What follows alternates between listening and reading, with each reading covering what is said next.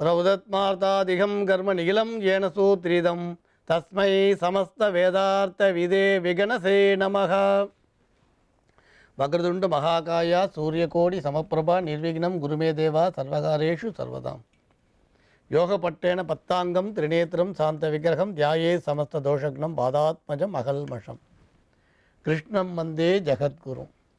ஜெயந்தி மங்களாகாளி பத்ரகாளி கபாலினி துர்காஷமா சிவாதாத்ரி சுவாகாசுதா நமோஸ்துதே. குரு பிரம்மா குரு விஷ்ணு குருதேவோ மகேஸ்வரகா குரு சாட்சாத் பரம்பிரம்மா தஸ்மை ஸ்ரீ குரவே நமக. அஸ்மத் குருவியோ நமக. விகனச மகா குருவே நமக. அனுமன் சுவாமிகள் ஆசிகளுடன். சாதாரணமாக நமக்கு இந்த கோட்சாரங்களில் கிரகங்களோட சஞ்சாரம் சுமாராக இருக்கும் பொழுது உங்களுக்கு இந்த இடையூறுகளை நிறைய பார்க்கலாம்.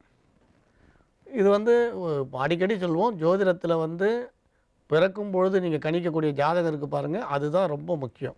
நீங்கள் எப்போ பிறந்தீங்களோ அந்த நேரத்தை வச்சு கணிக்கக்கூடிய அந்த இது ஜாதகம் தான் ரொம்ப ரொம்ப முக்கியமான விஷயம். ஆனால் கைரேக சாஸ்திரம் வேறு, எண்கணிதம் வேறு, ஜாதகம் வேறு, இதை ஒன்றுக்கு ஒன்று நீங்கள் கம்பேர் பண்ணி பார்க்கவே கூடாது. ஏன்னா கைரேக சாஸ்திரம்ன்றது தனி, எண்கணித சாஸ்திரம்ன்றது தனி, உங்களுக்கு ஜாதகம்ன்றது தனி. இதில் ராசி நவாம்சம் கிரகபாதசாரம் தசாபுத்தி இதெல்லாம் இருக்கும். இப்போ இது மாதிரி பார்க்கும்பொழுது இந்த கோட்சாரம்ன்றது, இப்போ நீங்கள் சில பேர் சொல்லுவாங்க அஸ்வினி நட்சத்திரம் மேஷராசி அட்டம சனி நடக்கிறது, அதேமாதிரி உங்களுக்கு நான் சிம்ம ராசி ஜென்மகுரு நடக்கிறது, இதெல்லாம் ஒரு 10% தான் தொல்லையே தவிர 100% கிடையாது.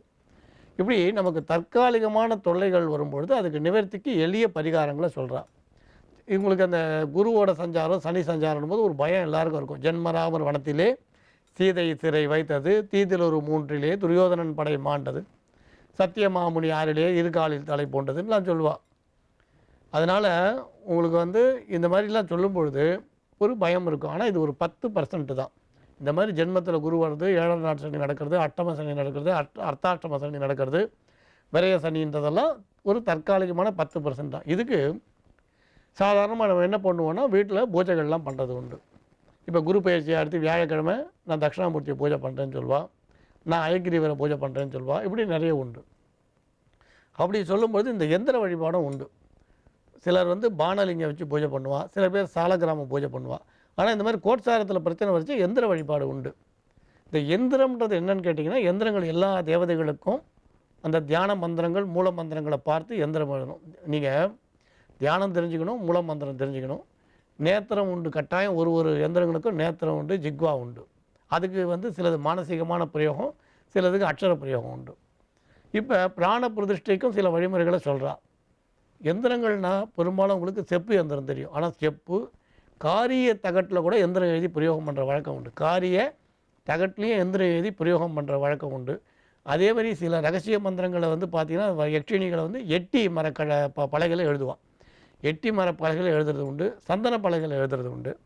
அப்புறம் பட்டு துணியில் சிவப்பு சந்தனம் தோச்சி அதில் எந்திரங்கள் எழுதுறது உண்டு.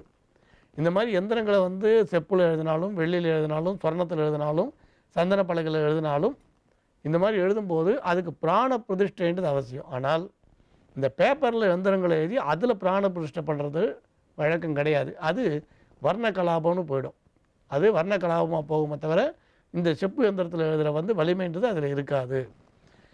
இப்போ இந்த மாதிரி வரும்போது பிராண பிரதிஷ்டைன்றது முக்கியமாக போயிடுது. இந்த பிராண பிரதிஷ்டை பண்ணால் தான் அந்த எந்திரம் முழுமையான பலனை தரும். நீங்கள் கோட்சாரத்தில் இருக்கக்கூடிய இடையூறுகளை போக்குறதுக்கு பயன்படுத்த முடியும்.